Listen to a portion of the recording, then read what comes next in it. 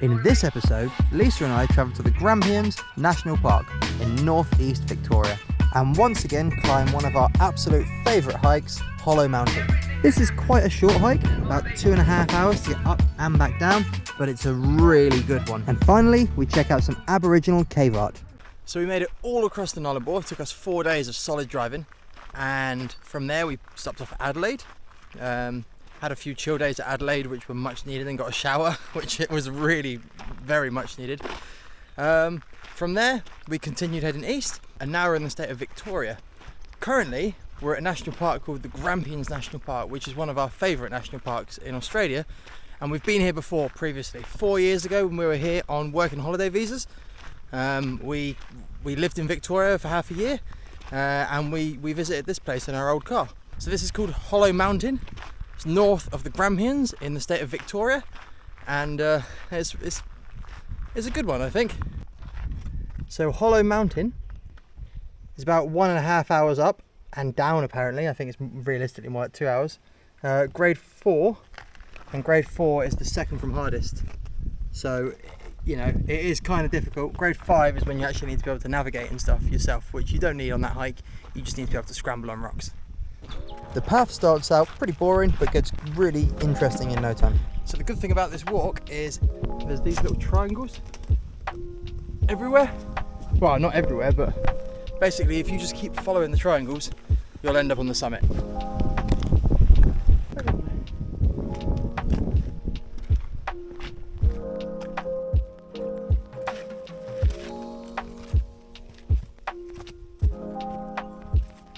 This is a blue-tongued lizard, and it's extremely common all over Australia. They're harmless and they're amazing.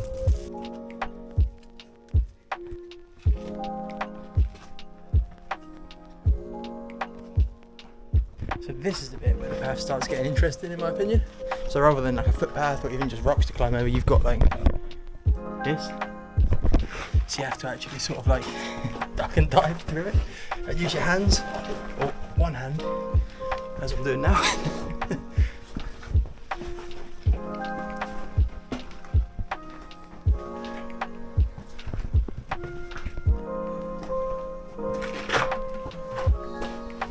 See, in my opinion, this is a much better hike than just a path. Mind don't bop my head.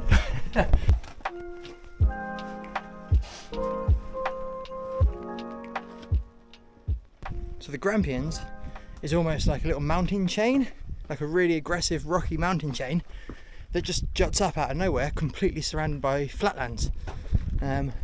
So when you're on the edge of it like we are, it's just flat in every direction, like completely pancake flat. It's definitely one of my favourite hikes, definitely. Just because climbing the rocks is amazing, the colour of the rocks is amazing. The view behind is just ridiculous. And the view from the top's even better again. We met this little guy on the way up. Pretty cool.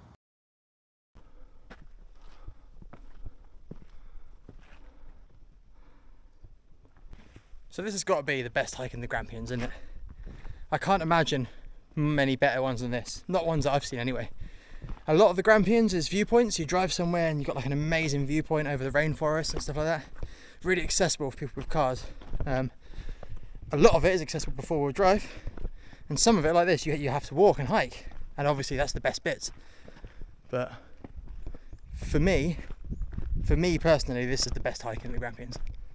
Now, because of the nature of this place and how rocky it is, a lot of climbers come here. They don't come here with ropes and everything. They're I don't know what they're bouldering. They're bouldering, which basically means they put a crash mat underneath what they're trying to climb, and then they just do it just with their hands and feet, but with no ropes or any aids of any sort. And if they fuck up, they fall onto their mat, hopefully, unless they've put their mat in the wrong place. It's pretty damn impressive. I don't know much about rocks, but surely this is volcanic. This looks super volcanic, doesn't it? Wow, you could crawl right down into that. And you know, if we weren't in Australia, I probably would. But I've seen the bugs in Australia, and they're bigger than my hand, so I'm not going in there.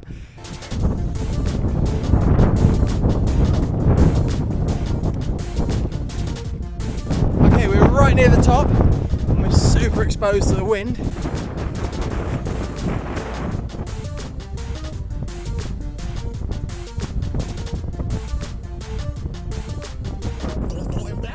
There are a few small mountain ranges in Australia. There's the Blue Mountains, there's the mountains sort of in the Highlands of Victoria, but I don't think any of them look like this. It's super rocky and yeah, I mean maybe they do in places I haven't seen. Australia's so freaking massive, but it's pretty cool.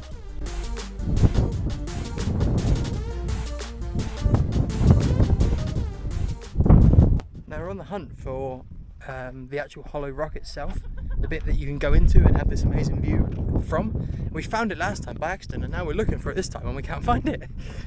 But we know it's here somewhere, so we'll track it down.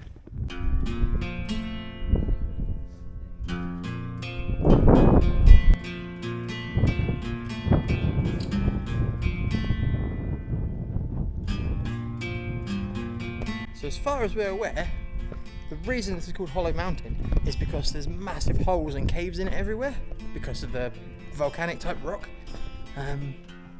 Look at this one.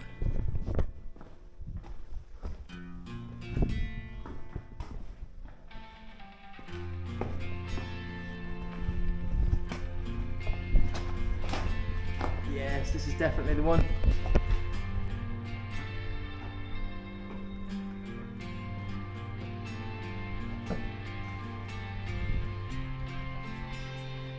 Also, apparently, some people we just passed told us there's some Aboriginal art down on the other side of this mountain.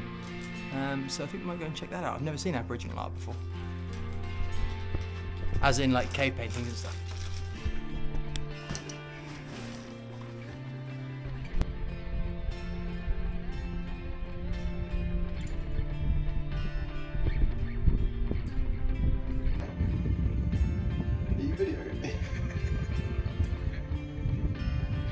So down there is the car park, and there's the path you walk along, and then you come up to the bottom of the mountain and you sort of go up the side of it to the top and then back down through here and then hopefully off to see these cave paintings.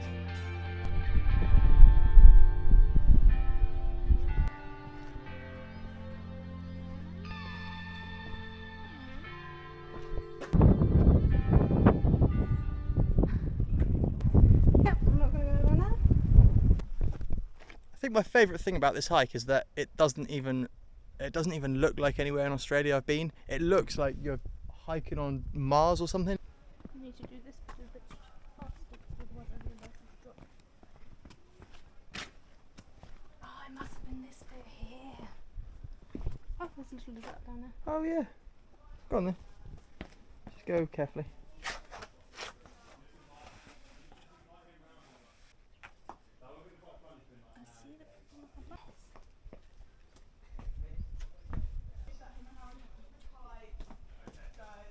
So we've come all the way back to the car park, all the way back to the start of the hike, and we've just seen this sign here. Hollow Mountain, 1.2 kilometres, that's the hike we just did. And then we've got Galgun Manja Shelter, 0.75 kilometres. So that must be the Aboriginal art. So we'll head down there and see what we can find.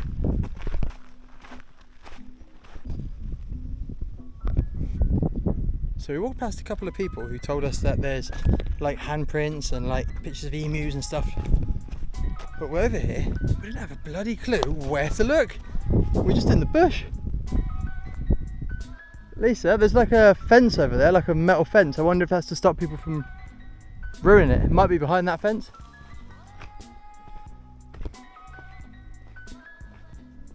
Hands were dipped in red orky paint, then placed in the wall to leave a print.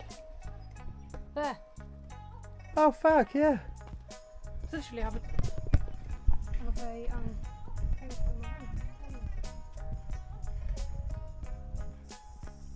Check out that beehive. And she's gone.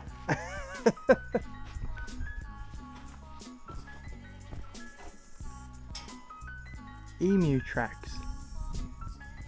Oh yeah. And just here, just here there's some emu tracks. So we've got hands and little lines, I'm not sure what they are. Emu tracks and some sort of symbols. On the shelter ceiling you can see strokes, bars and handprints. The pigment of these motifs is orchi, ground into powder and mixed with water or egg yolk. The artists used their fingers and hands to make these designs, which have been renewed and added to over many generations.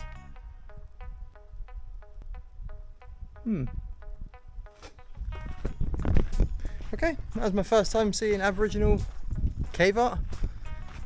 I mean, it was handprints and pictures of emu feet. I think I was more impressed by the beehive. But anyway, heading back to the car. That was an awesome hike. So I highly recommend Hollow Mountain. It's a short hike, about 2 hours up and down, but it's properly good. The view at the top is amazing. The hike itself is amazing. Everything about it is freaking great. So you need to go to Hollow Mountain, north of the Grampians. Thank me later.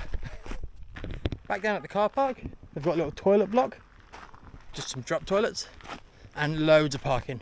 Back at the car, see you later.